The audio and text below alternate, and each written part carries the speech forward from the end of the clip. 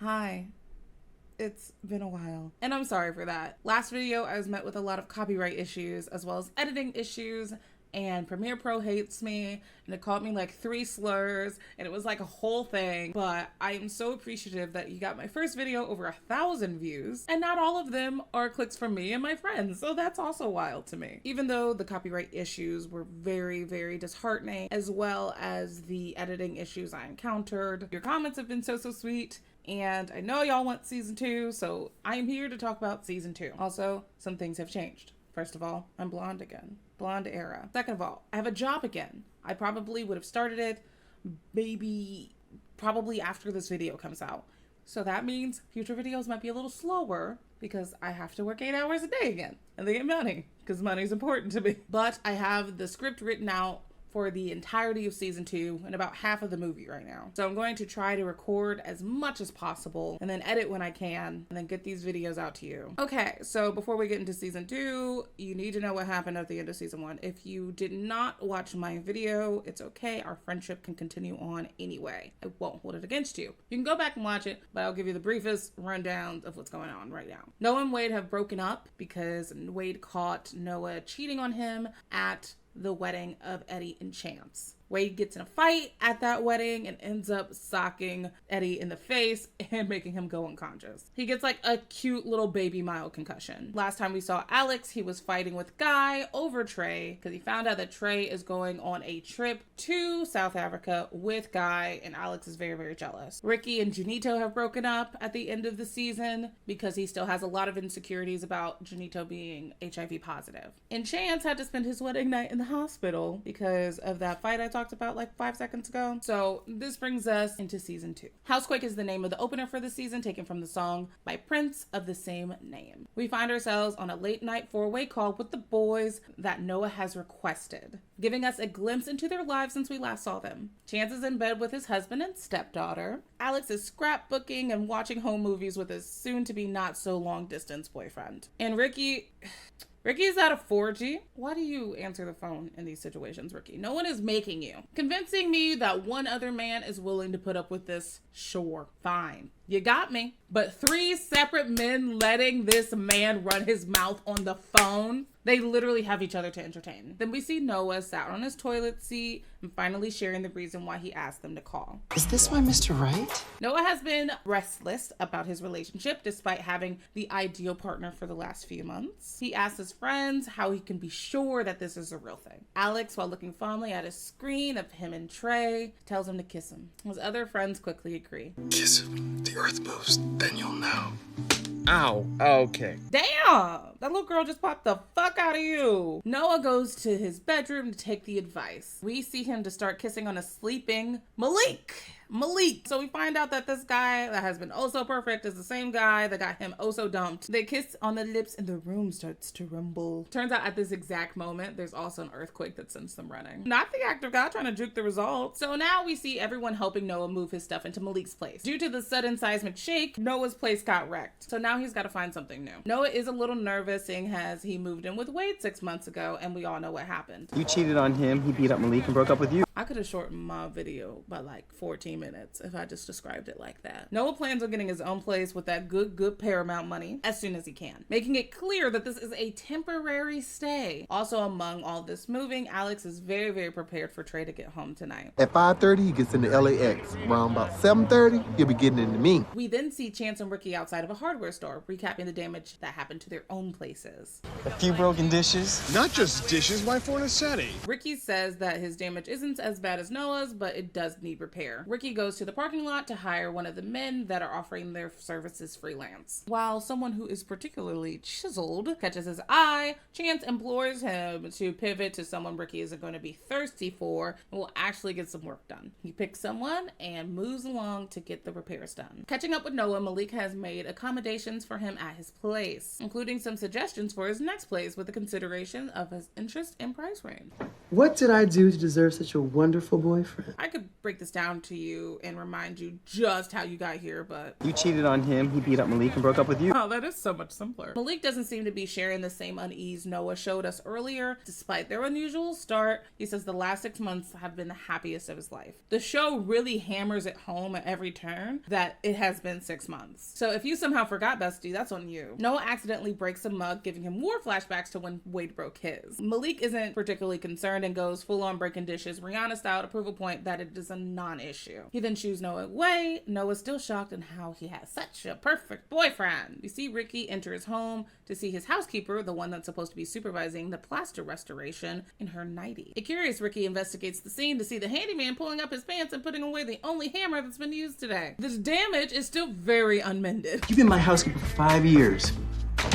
Surprised at you. She learned it from watching you. Still very uncool, ma'am, though. That is very uncool. That is not your bed to be sleeping in with somebody else. Next, we see Alex and Noah chatting on the phone. Noah catching Alex up on how super the significant other has been in his situation and clearing up any hesitation that he had. Alex then rushes off the phone at the sound of what we assume to be Trey approaching. He's on his way to see his husband. He's happy. He's happy. He's happy. Alex got his little sexy fit on, ready to put it down on Trey. Welcome home, boo. Alex is a little confused at Guy's special guest appearance. Turns out Guy's girlfriend abruptly dumped him through voicemail. Trey has offered him a place to stay until he figures out his next move. Alex, through a strange smile, asks why he didn't contact Wade, which, very fair, that's supposed to be your bestie. But Guy says Wade hasn't been trackable since the Noah breakup. Alex tells Trey that he's totally fine with Guy crashing, saying that he's all over the jealousy BS. I mean, even without the wedding strangulation attempt, I don't know too many partners that would be okay with you committing your house to one of your friends for an undetermined amount of time, moments after you just got home. Trey says they'll be back later with Guy's stuff and that he'll meet Alex at the welcome back party he planned. So we are at the study where the party is taking place. Chance admits his fumble for picking Senor Rodriguez to Ricky with a big old cackle, and then he dances over to Eddie, who seems particularly nonchalant about his nose injury that he got from Kenya Holyfield. Chance says that Kenya needs to start sleeping in her own room, but Eddie says that the baby comes first and her needs are her needs, and if she needs to be comfortable in their room, and then so be it. And you can see Chance thinking about something as he's walking off. Like, he's like, okay, I got something for your ass then. Malik and Noah are definitely swooning in the honeymoon phase of their relationship. I can't help but think of this as our nesting phase. Nesting. I'm so sorry. Nesting phase. While Noah is canoodling, the rest of the friends go to check on Alex, wondering why Trey isn't there yet. While the others have their doubts about Alex sharing a dwelling with Guy, Alex feels backed into a corner. He doesn't know what to do because if he acts like a jealous bitch, then Trey is going to be upset and he doesn't want that. Then they ask the same question that Alex asked initially. Where is Wade? Alex lets them know that he's very MIA. Noah detaches from Malik long enough to field questions from his confidants, asking why he's so suddenly in affection overload. One day at Malik's and she's ready to walk down the aisle. Chance wonders if Malik is a little too perfect, and that gets a groan from Eddie because, like, that's his friend or whatever. Y'all haven't shared a sentence together, but yeah, y'all friends, whatever. Chance says his concerns come from the fact that Malik might just be a rebound relationship, and those don't tend to last very long. Now Noah's feeling confused because he feels like his friends want him to be over contemplating his relationship. Now the bartender has entered the conversation and feels like he needs to give his opinion. He says that when he first met his boyfriend, he was rebounding from a, quote, You real bitch. unquote. He says that his boyfriend eventually got over it and now they're as happy as can be, proving that rebound relationships can work. And how does your man feel about you slinging cocktails shirtless at the punk bar? Why don't you ask him that yourself? Here he is now. The group turns around to see him share a kiss with the no longer missing Wade. That is one hell of a reintroduction, bitch. Now the bartender is shocked, asking if that is the Noah. The bitch himself. Malik now picks this time to return to the group to put the sprinkles on this awkward Sunday. It's been months. 6 months. Don't y'all forget, y'all. It's been 6 months. 1, 2, 3, 4, 5, 6 months. Don't forget it. They exchange pleasantries, saying they're both cool. They're like super cool. They're like cool as cucumbers. There's nothing weird. They're cool. The remaining guys, including Wade and Noah's current boyfriend, scoot away to allow the ex's space to catch up or chit chat or whatever they want to do. Also, what I find interesting in this scene is that when Noah and Wade kiss their respective boyfriends, they just like kind of like turn their faces away because they can't quite stand it yet. Getting a little weird here. Mom can pick me up. We found out that Wade's boyfriend's name is Dre. Noah feels the need to explain his relationship with Malik quickly, despite Wade telling him that he doesn't have to. Noah says that he tried to call and get in contact with Wade and all this, but Wade still says that he doesn't need an explanation for any of this. Calling back to the series opener, we see the group watch as Wade and Noah chat at the bar, wanting to know what's happening. Who cares what they're saying? Just look at it. It's obvious. So obvious. What's obvious? They just say that they just never got closure for the relationship, which is technically true. Checking in with the former boyfriends again, they ask each other if they're happy, and they both say yes. Alex complains that Trey isn't coming because he is exhausted. Chance and Ricky tell him why is he there bitching and not getting loved on by his husband. And Alex says, you know what? You right. And he heads out. Chance peeks over to see the guy Ricky was trying to get replaster his house, and Ricky scoots over to hit on him. And Malik walks over to rejoin his boyfriend in this totally not jealous way, and Wade turns and shares a drink with his. And Noah and Wade share one last glance before Noah and Malik leave. Alex gets home, disgruntled by the slumbering guy on his couch, and tries to slip into bed with Trey. And Trey is very, very tired because he just had a 28 to 54 hour travel day, according to my brief research. Alex, sexually frustrated, gives up on his ambitions of getting his back blown out tonight. Malik has now taken Noah to this overlook point that apparently is near the club, but I have no idea where the fuck that would be. I don't know. I've never been to LA, so maybe I'm just being very Midwestern about this like potential setup. I don't know. He breaks out the best grocery store cake that money can buy, adorned with sparklers, and tells Noah a happy 6-month anniversary. Something I haven't celebrated in a relationship since I was 18. Back at Chance and Eddie's, Kenny is already resting in the middle of the bed, and Chance offers the innocent suggestion that they switch sides. Why not? Why not be a little cheeky? Just switch sides, which Eddie agrees to with only just a tad bit of resistance. We go back to Noah and Malik chatting about how 6 months ago, because we mustn't forget the timeline, they had an encounter that brought them there. But also wait, Noah said that Malik and him were not an immediate thing, but it is also stressed that it's been 6 months since everything went down. And they're celebrating their 6-month anniversary today. So someone's lying or someone can't count. Either is fine. We just need to figure it out. While they do some kissing, Noah is getting flashbacks to him and Wade with each other. Then Noah admits that he's not ready for this relationship, the one that he was uber confident in hours ago, and he thinks that they need to break up. Malik takes this pretty well, very well. He's just like, okay, cool. You want to ride home, I guess? Noah says he'll walk from here, from wherever this is. I have no idea where this is in relation to the club, but it looked far. You know, I really don't get you. That makes two of us.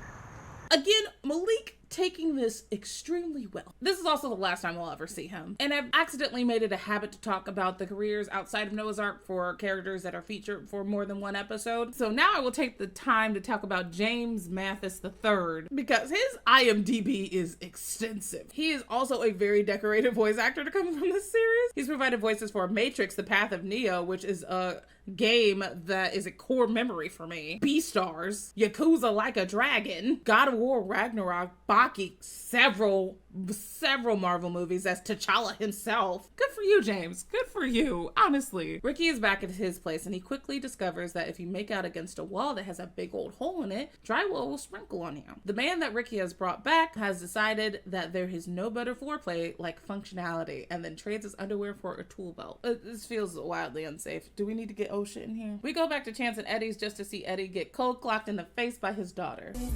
Are you all right? Honestly, this is my level of petty, to be quite honest. We watch Kenya get carried into her room and Chance prepares to break in their new house. Alex goes to lie down, still a little disappointed that he ain't getting no loving, but Trey wraps his arms around Alex as soon as he's horizontal and goes to bed holding him tight. It's very cute. We see Noah walking this road to nowhere, somewhere. He don't know where he's going. I don't know where he's going. And as he's in the middle of the road, we see Wade and Dre driving by. Where is this? Where is this?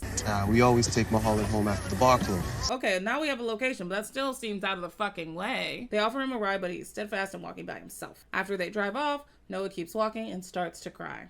What a way to open the season. Noah's single again. Definitely feeling how unresolved things are with Wade. Alex got his manhole, but now he has a couch surfer to contend with. Chance has established his need for adult personal space in his home. And Ricky got laid and his walls fixed. Honestly, love that journey. Season 2, episode 2, It Ain't Over Till It's Over. This title comes from the Lenny Kravitz song of the same name. We open to see Alex and Trey rolling around in paint in Noah's new house, which just doesn't seem productive in any way. I don't think that would be sexy. I feel like it would feel bad. But they are shirtless and kissing and stuff. And Noah shares with his other friends that it's wild that even though a month has passed since the last episode, they are still having sex like every day. If y'all let that man get his whole tickle, furniture is getting moved in, paintings are being hung, and Alex comes out to call out everyone for being lazy and not getting as much work done while he's getting some work done. I guess you must be saving yourselves for the next shift at the clinic, like this Saturday, for instance.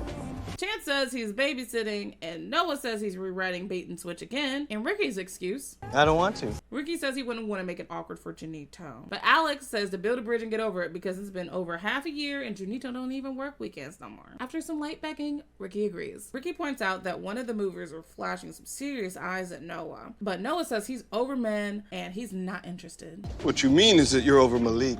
Because your show ain't over Wade. Noah goes on to say that he is definitely 100% over Wade. And then we find Wade definitely 100% at his door. He's there in a uniform dropping off a large appliance. Everyone takes a moment to acknowledge Wade, Ricky a little bit longer than everybody else, but Ricky does finally let them get a moment. Noah asks why Wade is working for a living like this instead of using the money from the checks. Wade is being stubborn and tells Noah to take his name off the movie. Just forget about you. That's simple. You managed to do it before, didn't you?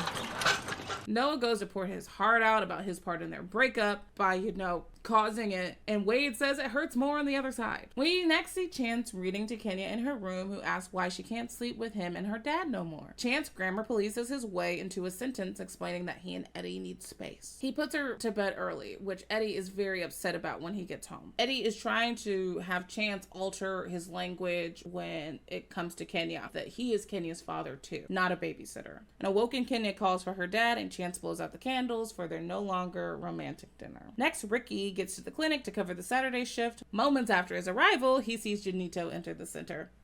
You told me Janito didn't work weekends. Child, please. You know lying is a disease with me. Chance is venting about his stepmother status to Noah at the park while Kenya runs around. Noah is too distracted from his shoulda, coulda, wouldas in the conversation with Wade earlier this morning. Chance says we need to clear this up by the end of the day so we can get back to focus on his issues. Chance then convinces Noah that he needs to go talk to Wade as soon as possible, and even though they don't have his number, they do know where he works. Back at the clinic, Ricky is not talking to Janito, who tells him he understands why he ran away, not wanting to have HIV threaten his lifestyle. A young man comes in saying he is supposed to talk to the doctor, and Janito shows him into a patient room. Ricky looks away, contemplating what Janito said. We are led to believe that tragedy has struck at Alex and Trey's home, with a toaster smoking up their kitchen. Stand back, sir. I'm coming in. Well, come on in then.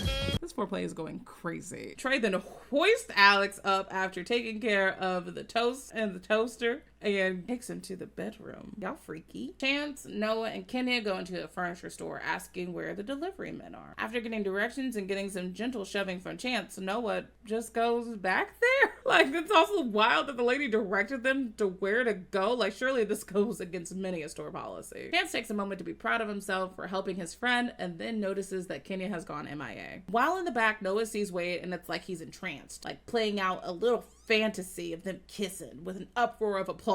Like, babe, these men don't even know you. Why would they care? But Noah snaps back to reality and notices that Dre is there with Wade. Before he can silently back away, Chance calls out to Noah frantically to help him find Kenya. This gets Wade's attention, but Noah runs off to join the search party. This is also my nightmare scenario, by the way. I'm constantly afraid that when I'm watching my friend's kid, they just might up and disappear into the ether, just gone. Even if it's for a second at the theme park, my eyes don't leave them, okay? I watch way too much true crime, bestie, and you gotta stay in my view at all times. Alex and Trey are in full afterglow mode in their bed, appreciating the time they get to be nasty in their own home. But a smell from the kitchen pulls Alex out of the bed and sees that the brave little toaster is burning, and has spread to the curtain. Guy suddenly appears to help take out the fire. We circle back to the clinic, seeing the young man from earlier leave the patient room despondent, being told to come back for treatment options. These are enough context clues for us to pick up that he has tested positive. While Junito goes to assist another patient, Ricky helps the man who literally throws up and cries, not coping well with his diagnosis. This guy is now writing himself off as someone who is diseased since he has AIDS. Ricky makes his best attempts to calm the guy down and educate him accurately on his situation. Clarifies that he doesn't have AIDS, he has HIV, and those are two very different things. He also tells him that since he knows his status, he can now get treated in the way that he needs to be. This is a very common misconception, especially at the time when the show was released, and I'm glad that the show takes a moment to address it. Ricky even gives him advice on how to tell his boyfriend. The guy is still in distress, asking who would want to go out with someone who has HIV. Would I go out with someone who's HIV positive if I loved them? Absolutely. Ricky has done some learning since the last time we chatted with him about the subject. Was that powered by him wanting to Janito? Was it powered by working at the clinic? Probably a little yes in both. But it is important that he is educated. You do the same stink! Back at the furniture store, Chance is talking to the police, hoping to find Kenya. He mentions to the police that he is her father, which is not untrue, but the cops do get confused when Eddie pulls up and says the same thing. He was just watching her. Rather than discuss the family dynamic, Chance just concedes the patriarchal position to Eddie. Owie, that hurt so bad. Dre saves the day and has found Kenya with her headphones on, sleeping on a giant teddy bear in one of the beds in the store. We return to the clinic to see Ricky and Janito discussing their relationship in an office. The clinic was jumping like 2 seconds ago, and now y'all have time to do this backroom chit chat, whatever. Plot reasons. Yeah, I know. Ricky says that he wants them to work, but he's never been in a relationship before. Well, I've never been in this relationship before. You may have been in multiple relationships, or maybe you've never been serious with someone before. But taking the approach that you two are entering into something brand new feels like leveling the playing field, so it doesn't feel like someone knows more than the other person. And that feels sweet to me. I'm also terminally single and a situationship specialist, so what do I know? You know? What do I know? Janito immediately says he doesn't want this fake posturing from Ricky that he'll be monogamous because he knows Ricky isn't going to adhere to that. So he says that they should be kind and honest with each other and just vibe. They kiss and have a moment. It's cute. Back at Alex's, Alex thanks Guy for helping with the fire, even though he openly questions how the fire got started because it was just burnt toast. Guy is giving a super innocent look on his face that no one should look into. Guy also gives Alex a compliment on his cooking, and flattery will get you everywhere because Alex says that Guy can crash as long as he needs to. Now, I make the meanest brunch this side of the Mississippi, and I appreciate compliments that I've received on it, but I'll be damned if that books you a reservation on my couch indefinitely. Kenya is now safe, and Chance and Eddie have a little tension about it, but they put off the conversation until they get home. After the couple leaves, Noah goes up to Dre and Wade and thanks Dre for finding Kenya. You were here looking for furniture? Yeah! New furniture. We're just looking for furniture, things to sit on. And then Wade acts shocked at finding out that Noah has a new house. Why you got to lie, Craig? Why you got to lie? Says you and your man are so good. Dre lets it slip into the conversation that him and Wade live together and gagging Noah a little bit. After Dre finds out that Noah lives so close, he demands that Noah come over for dinner. I am a work in progress, and my Lord and Savior God knows that. I am not nearly evolved enough to invite my current boyfriend's ex, and not like a whittle ex, like that's a big ex, over for dinner. And I'm just not that girly. I'm so sorry. I don't care. I may never be. That's fine. And they just saw each other for the first time since the breakup that took place 6 months ago. This starts as a couple invite, including Malik, but Noah catches them up on the fact that they actually broke up. What happened? Yeah, you see the little inflection in your voice? I would have rescinded that invitation so goddamn fast. But Dre stays firm in the invite even after Wade walks off to go back to work. Dre has led a far different life, saying that he and his first love are besties, and he wants that for Wade and Noah. This episode ends on a longing stare from Noah in Wade's direction. Where do we start? Where do we start? Where do we go from here? Oh, wow. Why are you so leaned back? Why is that so leaned back? That's why. Okay. Noah has stumbled his way into a dinner party with his ex and his ex's new boyfriend. Chance is trying to get a hold of this family dynamic in his home. Alex and Trey are fucking like a lot, but Guy is still there and it's a little awkward, and it's about to get really, really more awkward. You stay tuned, dear viewer. And Ricky and Janito are going to give it another shot, a real shot. We party on to episode 3. Episode 3 is called Desperado, and the title originates from my best guess anyway, is the Eagles Desperado, maybe Alice Cooper's, but I tried to discern from the lyrics to see which one better fit the episode, and I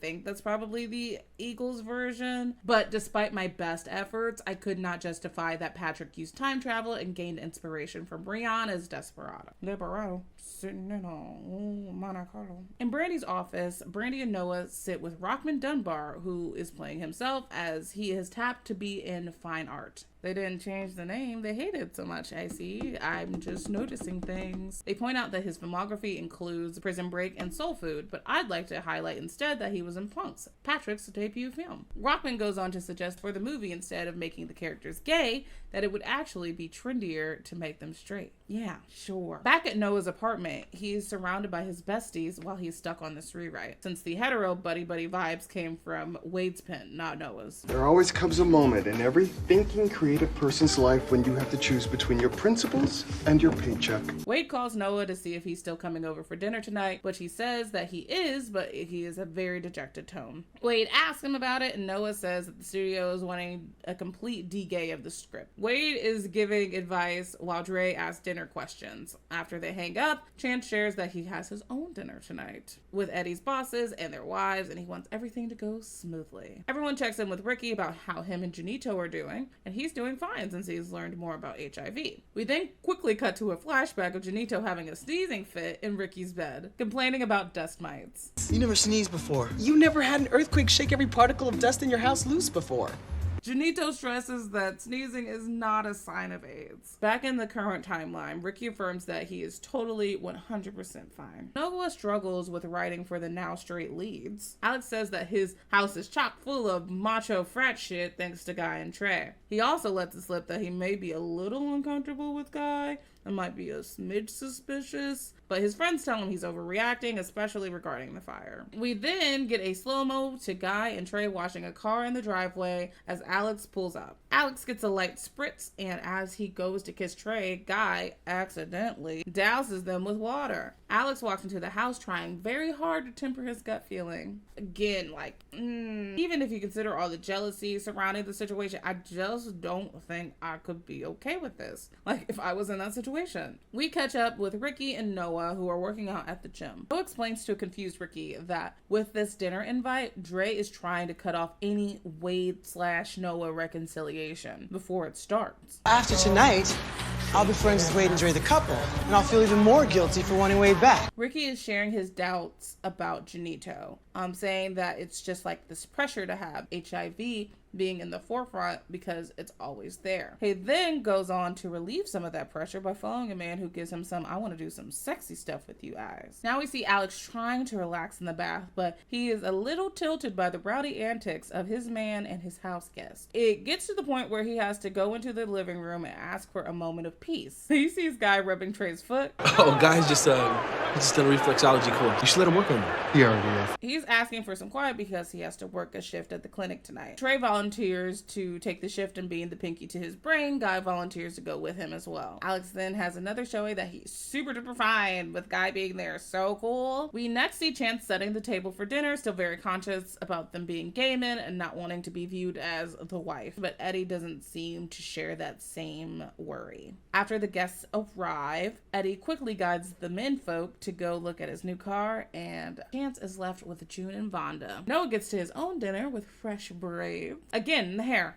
Stunning all the time. He knocks at the door anticipating Dre or Wade, but gets neither, but is met by Quincy. He is a friend of Dre's who also just so happens to be invited. He's every bit as handsome as you said. It suggests the old he can't want my boyfriend if I get him a boyfriend strategy. Bold. After some awkward greetings between Noah and Wade, we cut to the next scene. June and Vonda are sitting with Chance, and girl, the homophobia just hop out. They say that they're concerned that Chance and Eddie will damage Kenya with their gayness and leave her to be burdened with the judgment. They leave the conversation saying that he's so brave to be openly homosexual. The husbands come back just in time for dinner. Switching suppers, we see Quincy and Noah getting to know each other better. Quincy is a journalist of sorts, making sure that he reports on black and gay news since the mainstream media won't. We see some sparks fly in their conversation to Wade's dismay. I feel like they should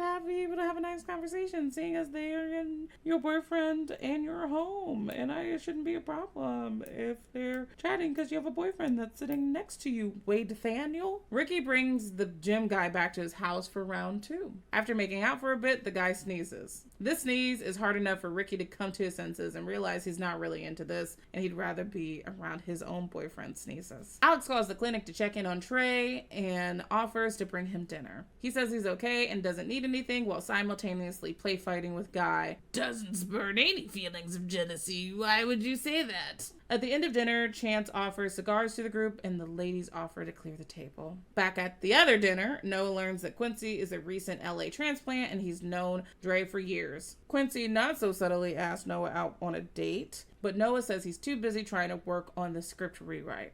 You can do it.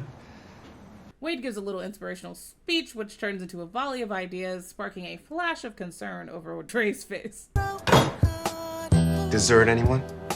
Sir, I don't want to necessarily blame you exclusively, but you let this man into your home. This was your idea. Wade didn't ask for this. Noah didn't ask for this. You asked for this. Bouncing back to Chances, we see him smoking cigars with the manly men doing their manly man things, which he doesn't really seem to be enjoying. He goes to check in on the wives and sees these hypocritical carpet munchers making out in his kitchen. Why don't we go stargazing, ladies? We see a distraught Alex come into the clinic, some suspicious noises befalling his ears. He opens the door in an accusatory fashion to see these two big-ass men struggle with a single box. All those muscles for nothing. Popcorn muscle having ass. Trey is upset that Alex still has him on the cheater train, and Alex just hasn't been able to shake this uncomfy feeling surrounding Guy. A quick peek back at Chances shows us all the couples canoodling under the stars, and Chance reflects on how he's feeling lucky. June and Vonda's words may have cut him earlier, but he knows in this moment he is lucky because he can love who he wants to love and doesn't have to secretly steal kisses from someone he truly wants to be with. Internalized homophobia, bitch, ain't it? Ricky picks up Janito to take him to work, more settled into the fact that his boyfriend isn't going to up and croak just because of a sneezing fit. Like I've said, I will drag Ricky when appropriate, but him dismantling his ignorance, slowly but surely, surrounding HIV/AIDS isn't one of those times. Ask some of your friends, they probably still believe in some harmful stereotypes. Take the time to show them where to get educated properly. Next, we see... okay. Next, we see Alex apologizing to Guy for his distrust and that its source is that he's just afraid to lose Trey. Guy seems accepting of this apology, which happens as Trey walks in, much to his joy from, like, you know, a little bit of a distance away. You think you're sorry now? Wait till I take your man, bitch. Wait till I take your man, bitch, is one of my favorite lines in television. I want it tattooed on my cooter cat. Oh my God. Alex is obviously gooped and cannot communicate it to Trey because he's been the boy who cried infidelity for the last several months. We're officially in the Guy saga now, y'all, so strap in. Noah has offered Quincy a ride, and Quincy once again asks him out on a date. Seeing Dre and Wade cuddled up in the doorway as they send off their guests leads Noah to finally accept. Sometime it'd be nice. So we now know that Alex has been gaslit this entire time because Guy has had ill intentions this entire time, right? Noah is forcing himself to step out of the Wade box. Ricky is getting more and more cozy in his relationship, and Chance got bothered by closeted lesbians within his own home. Bitch, We have our last big character introduction in this next episode, so let's fucking wrap it up. Good way to start. And also congratulations to me for being able to record commentary for 4 episodes without getting too sleepy or having a mental breakdown. Thank you.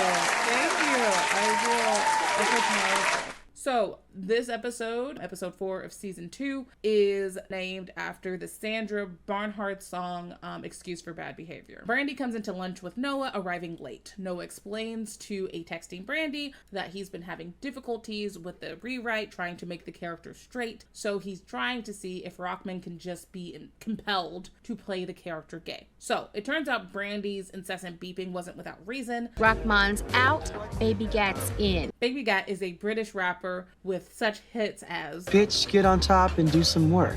He's extremely popular, and to Noah's surprise, is on the way to their location right now. This is so he can hang out with Noah and get to know the locations around the city, all that fun stuff. Brandy gets real and tells Noah that the movie is in trouble, and Baby Gat is the only way that it's going to get pushed through. We do see Baby Gat exit his limo just outside of where they're eating, shouting at his driver for making some turns against his wishes.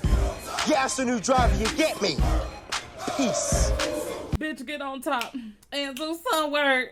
Hey, the feminism leaving my body when this song comes on. I'm so sorry. If this came on at a club, my cheeks are bouncing. Bitch, get on top. We see Noah's absolute skepticism at this newly added cast member. Noah updates everyone on the Baby Gat of it all. Alex is hurriedly making breakfast for his boyfriend and his nemesis, and Chance is fighting with Kenya on getting dressed, and Ricky gets paralyzed at Junito, saying a rush to love ya before he heads to work. While some of the guys say they can't make it to their lunch plans, Alex says it is imperative for them to go. I'm telling you, that down low son of a bitch done declared war on me. I need to huddle around my sisters so we can get a plan of action. They all agree to meet later in the afternoon when Noah's doorbell rings. Kenya and Chance are still beefing over ballet slippers when she yeets one across the room in defiance, breaking a clock. This results in Chance declaring her grounded. Kenya hits him with the Shut up.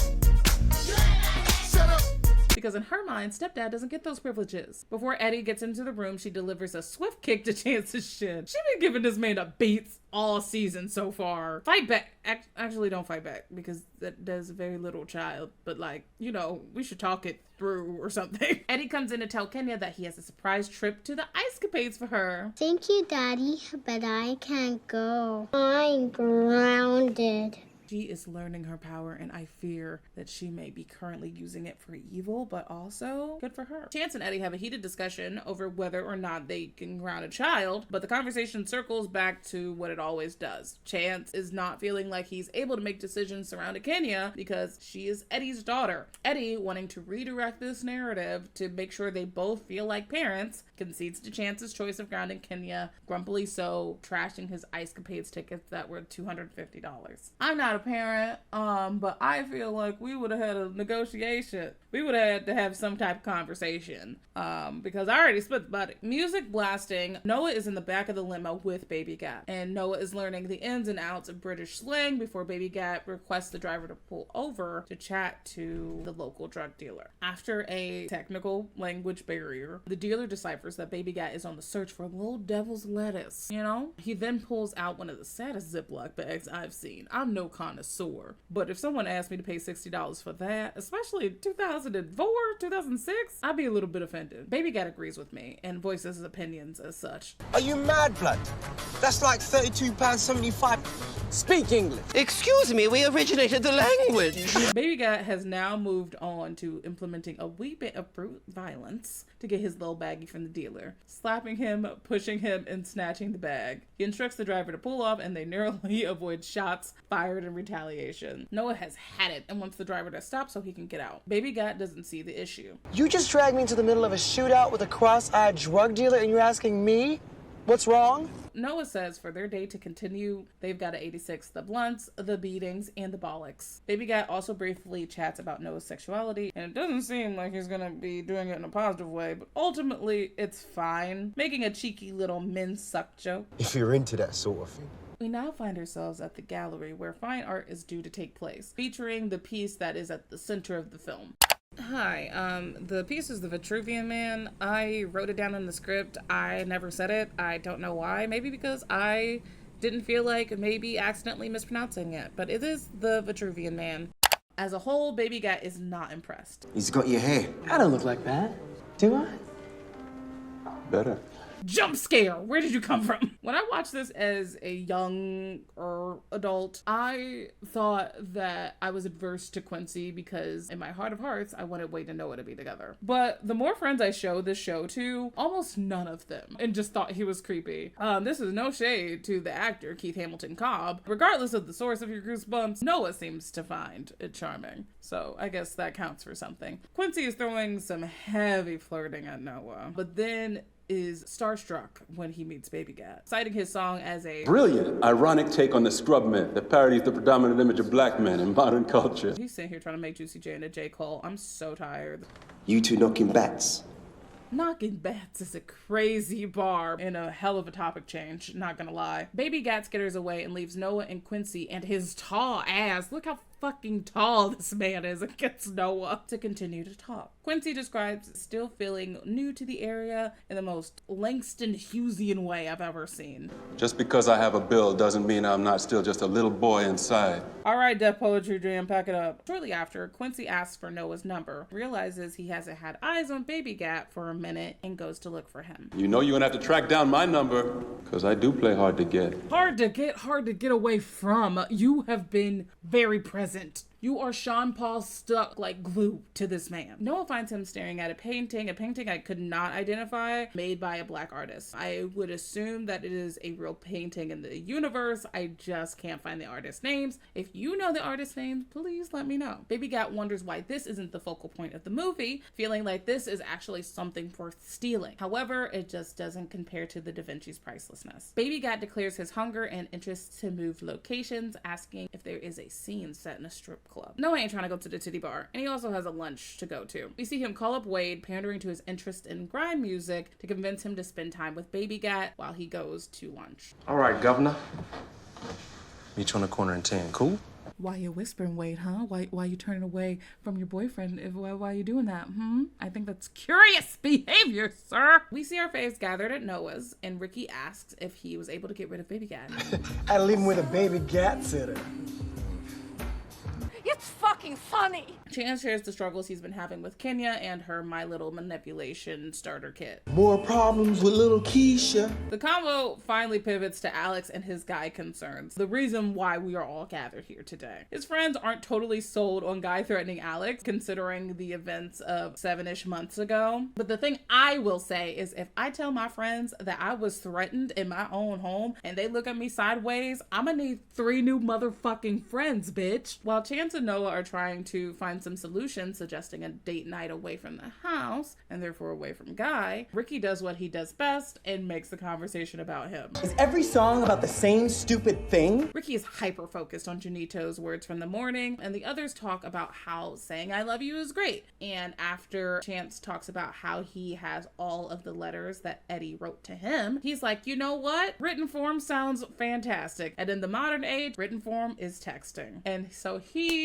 tells Janito he loves him for the first time through text message. His friends tell him it's a dumbass idea, but he did it anyway, so here we are. The sounds of phones ringing fill the air, and Chance and Noah are the lucky entrants to the Bad News Olympics. Kenya has been in a scuffle in school, and then Noah gets a call from Wade revealing that he is in jail. Noah goes to pick up the pair from behind bars and the limo, and sits between them as they try to explain what happened. Apparently, Baby Gat pinched one of the dancers' asses, resulting into a free trip to the station. Call a brother feel a peach to see if it's right. The conversation turns even more hostile when Wade calls out Baby Gat for not being willing to play a gay character. Baby Gat is yelling back at him, and they almost start fighting over Noah's lap. Noah's done with Baby Gat and says Wade can drive him home, but this doesn't quite end the scrap. Trick, wank stain, get out of the car! Back at their home, Chance has Kenya in his office and is asking what happened at school that led to her getting sent home for the day. Turns out a little shit named Reggie said that her dads aren't valid because they're gay, and also threw some derogatory terms towards her about them. Not too egregious, like they're 5 and on TV, but it is not great. And since He said she had a pretend mom. She hit him with a pretend punch, one that connected and got her in trouble. Going grounded, right? He pulls Kenya into a hug and fights back tears. He does the responsible parent thing and tells her that fighting is wrong, but you can feel the appreciation that he has for Kenya, that she stuck up for her family, and that family does include him. And also, fuck Reggie. Ricky is complaining to Alex that Junito hasn't responded to his text message declaration. I am so sorry. I would be so upset, but whatever. Alex asked him if he even meant the I love you, or if he just felt like he was supposed to say it. Just be a smartass and call me Gert or something. Junito comes in and Ricky rushes off the phone. Ricky is initially withdrawn because of the lack of response, but Junito says he wanted to hurry over and see him in person to say it. Ricky says that he says it all the time, but Junito takes the time to explain that there are different nuances to his love yas and then Ricky's declaration of I love you. If you were to explain the intricacies of language to someone like 200 years ago, they'd stick their head in a river. Junito looks at Ricky in his eyes and tells him that he loves him. I love you too. Struggle there, but we got there, bestie. We got there. They have said I love you, and they're having a moment, and they're kissing, and it's cute. We get a glimpse into Trey in Alex's kitchen, and Trey is cooking with Guy. Alex says dinner can wait because he has secured 2 tickets to the NBA All-Stars game. I don't sports ball, but that sounds expensive. Tread heads off to the shower to go get ready for the game, and Guy is unshaken by this power play by Alex. Even though Alex is having a glow of victory about him, Guy decides to take matters into his own hands. Very literally. Trey rushes into the kitchen to help, and Alex stands there stunned as Trey tells him to call 911. Guy's transition from buddy to buddy boiler is so fast. He was so innocuous in the first season, and post-Africa, he has literally burned down their house and sliced open his hand. Back with Noah and Wade, they've returned to Noah's place, and Noah is in the middle of a tirade about Baby Gap, and how the annoyance he gives is not worth the weight he offers to the project. It doesn't even matter if he wants to play the character gay, or if he wants to play the character straight. He doesn't want him in the movie at all. Are you hungry? I miss lunch. Yeah, sounds good, baby. I heard that Dre is texting Wade and is just trying to be a loving boyfriend and asking how work is going, and then Wade texts back a cute affirming lie, because why wouldn't he? Did you just call me baby? Yeah, we noticed that, Wade Daniel. We noticed that. This staring contest is soon interrupted by banging at the door, and surprise, it is Baby Gat. He fumbles in and looks scuffed up from yet another fight. He sits down and drinks the beer that is on the counter because he's rude and British or whatever. Wade goes to get stuff to help clean him up, and as Noah is trying to piece him back together, Baby Gat goes on this hissy fit, explaining that his outburst at the club earlier was because he was upset that Noah went to go have lunch with his gay ass friends with his gay ass. Noah is confused on why he is so upset, and that he literally just went to lunch and it shouldn't be that big of a deal, and he asks for clarification on the issue. The response here is that Baby Gat pulls him into a kiss. That's my problem. It's the internalized homophobia, babes, isn't it? So, recapping, Chance had a very important moment with Kenya after fighting with Eddie about parenting pretty much the whole season, but this feels like a nice turning point. Ricky says those cheeky 3 little words to Junito, and they seem to be in a solid place in their relationship, even though Junito is a lot stronger than me, because if he sent me a text message to tell me I love you for the first time, I'm whatever. I say whatever a lot when it comes to Ricky, I'm noticing. Alex is living the Beyonce, the Ali Lauder nightmare right now, because the only straight that Guy is straight obsessed with Trey, and he has already shown that he will do whatever he needs to do to get with who he wants to be with. And Noah has had a wild episode between the flirting with Quincy, the tiptoeing boundaries with Wade, and the getting snogged by Baby Gat. So that is the end of these first 4 episodes of season 2. We will get into the second half of season 2 in the next video. It's already written. Thank you so much for the support on the videos.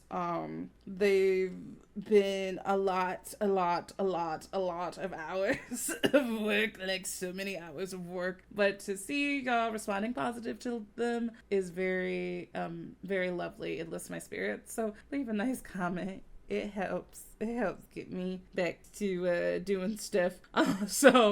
Appreciate you. I appreciate all of you, and I'll see you next time to wrap up the series.